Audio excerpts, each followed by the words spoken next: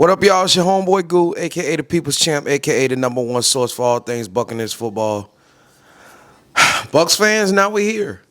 The offseason, the aftermath of us losing to the Washington Commanders 23-20 with a walk-off field goal in the wild card in the first round. Had a lot of high hopes for how we finished the season going into the playoffs.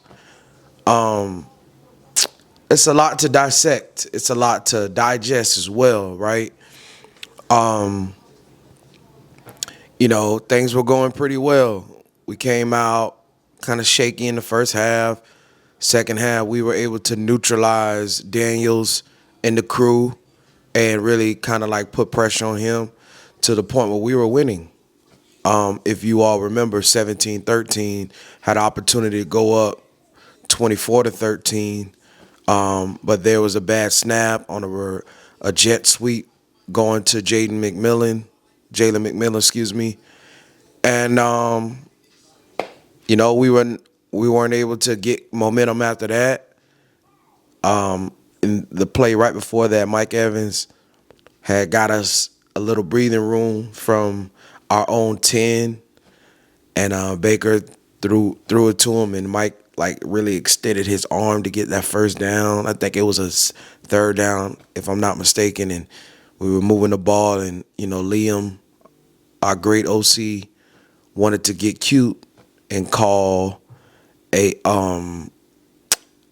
jet sweep going to Jalen McMillan on a botched snap from our rookie center Graham Barton, and like I said, we weren't able to recover after that.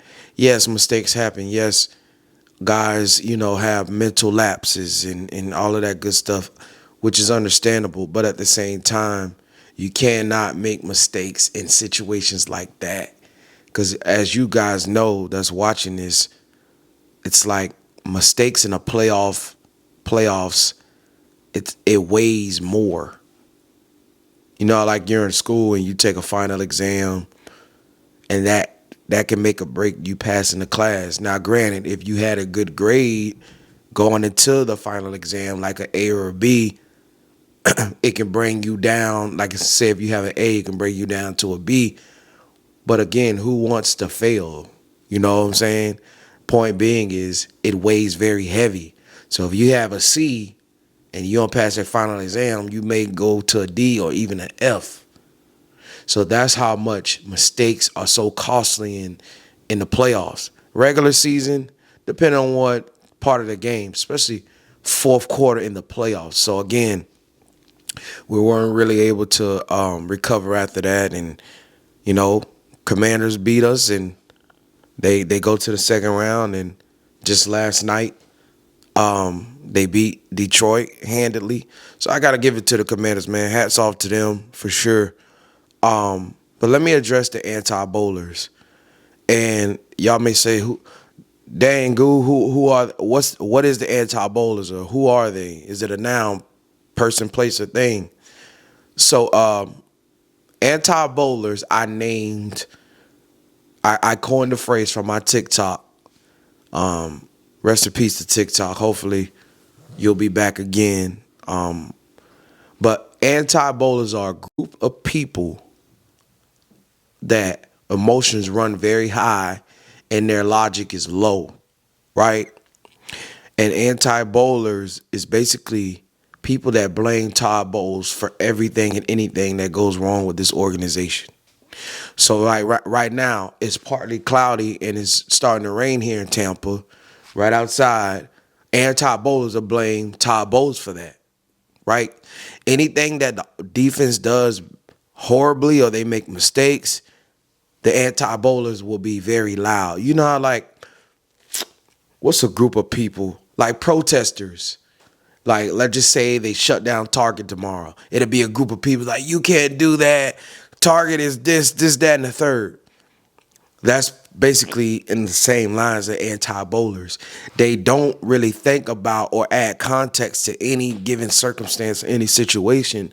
Their hate and anger towards Coach Todd Bowles is so heavy that They overlook a lot of things. But on the other hand, they're so in love with Liam Cohen and they want him to be the head coach, but they at the same time, they don't want Todd Bowles to be the head coach, but they still recognize his value. So they were like, oh, he can stay at BDST.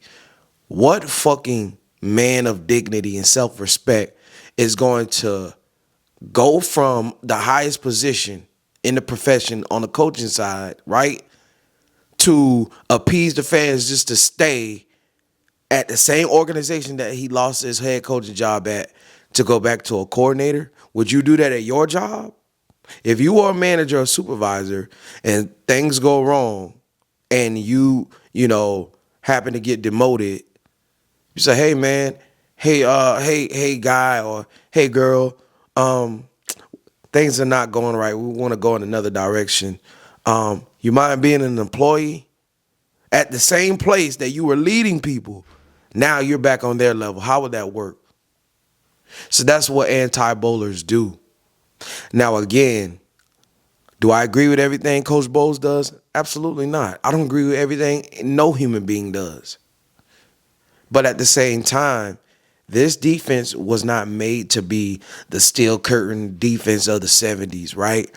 It was not made to be Saxonville of the Jaguars a few years ago. It wasn't made to be a shutdown, stifling defense like the Eagles have, or it's a comparable, serviceable, get stops, get off the field. Let's let this offense carry us home. We're gonna get stops at the right time. This defense does enough. And what we endured this year with the injuries and so on and so forth, our defense kept us in games. Now, did they have lapses and mess up? Yes. But the last few losses have been on the offense. The Dallas game, offense fumble. My man Vita Vea got a big stop against Ferguson, a key stop to get us the ball back to go downfield to kick a field goal. It was the defense the next game against the Carolina Panthers that we kicked their ass and put up a 40-piece, but it wasn't for the defense, Bryce would have been having his way, right? Move on to the last game of the year against the Saints. Came out flat. The defense made adjustments. Oh, by the way, it's led by Todd Bowles, right? We end up getting the dub, clinching the division. You cannot fire somebody that just won a division 4 times in a row. Granted, he's been there for 3, but you can't fire this man for that. Especially when he inherited a team that wasn't even his staff. Everything that we went through this year with the injuries, 2 of your best receivers go out in the same game. Your left tackle goes down. You start the season without your right tackle. Your starting safety, which is probably the best in the NFL, he's hurt. One of your starting cornerbacks is hurt. Dean, he goes down. Savasi Dennis, a young up-and-coming beast of an inside linebacker, he goes down. And you still managed to win the division. So, hey, anti-bowlers, tell me this. When the fuck are you going to give Todd Bowles his credit? Is your hate that much in your heart for him, that point that you don't even want to give this man credit? Now, think about that. We'll be back. Make sure you like, subscribe. Follow me on TikTok. It'll be back. I know TikTok's coming back. Follow me on my Instagram, Buccin Around. Follow me on my Facebook, @Buccin Around. And give me a like and subscribe on YouTube @Buccin Around 813. Bucs fans, I love you. We can agree to disagree on anything. We always going to keep it respectful. But I just want to present to you the facts, okay?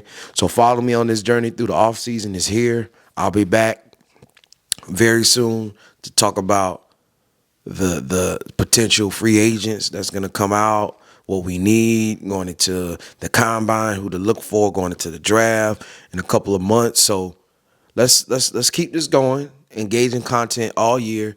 So y'all be blessed. Fire those cannons. Go Bucs.